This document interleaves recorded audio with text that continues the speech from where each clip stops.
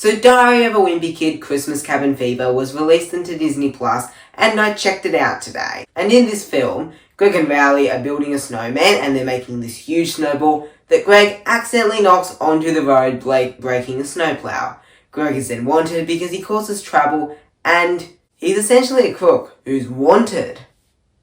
And Greg is scared of going to jail. And while this is happening, Greg is worried that he won't get anything for Christmas because he really wants this video game and he's worried he's not going to get this as he's a crook. I am a massive fan of Diary of a Wimpy Kid. I've read all the books except for the latest one, which I'm going to read very, very soon, the first chance I get. And I own all the books except for the newest one, which I'm going to get very soon. Now, this book is based on the book Cabin Fever, and is this movie a faithful adaptation? No, not really. It's not really a faithful adaptation at all. Is the movie bad? No.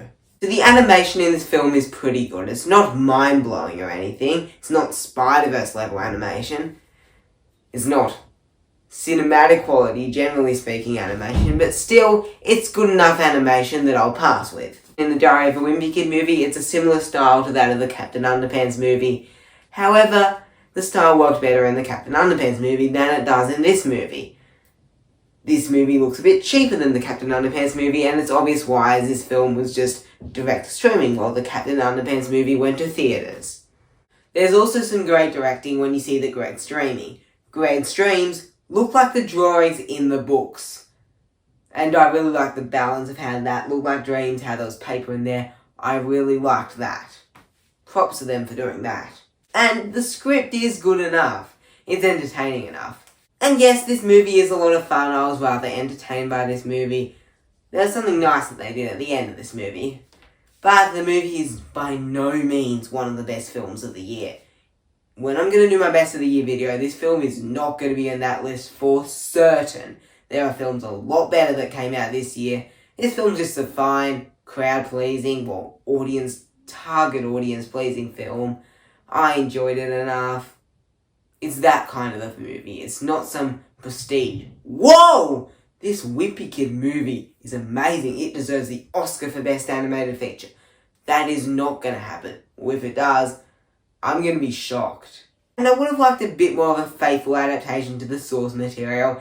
And due to Greg being somewhat a complex character, the morals in this movie are a bit messed up. The books are just so much funnier than this movie.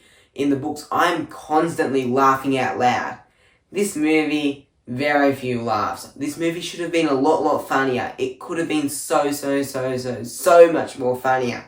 Instead, this movie really isn't that funny, and it's more a movie about some kid worried he'll be taken to jail.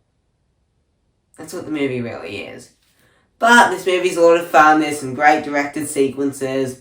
I had a fun blast, and it's the movie I wanted out of this. Well, I would have liked it to be a bit better, but I got the movie that I was asking for.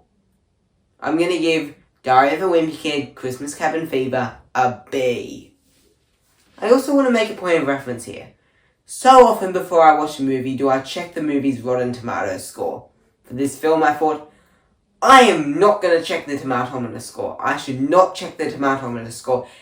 I was thinking that I should do this for a new release movie ever since Chris Stuckman said that he did it before I saw The Nun 2. I felt inspired. I wanted to do the same thing. I believe that not seeing the Rotten Tomatoes score before you watch a movie enhances your experience. And it made me not feel as though I had to think in a certain way.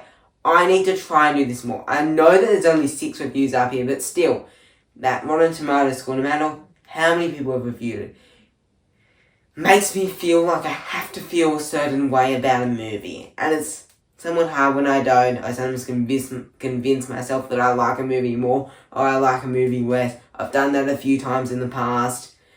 I can't be doing that again. I just need to be more honest here. Thank you so much for watching, and I'm the Grinning Critic, and don't forget to subscribe to me.